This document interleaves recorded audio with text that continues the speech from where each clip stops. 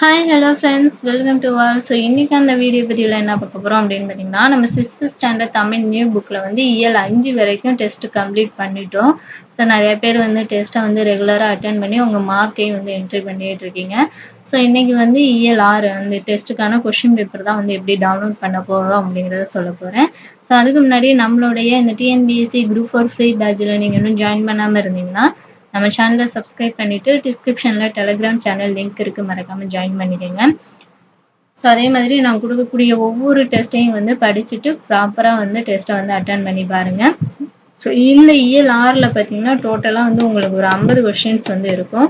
So question பேப்பரை பார்த்தீங்கன்னா டிஸ்கிரிப்ஷனில் வந்து பிடிஎஃப் லிங்க்னு இருக்கும். ஸோ அதில் டவுன்லோட் பண்ணி டெஸ்ட்டை வந்து அட்டன் பண்ணுங்கள்.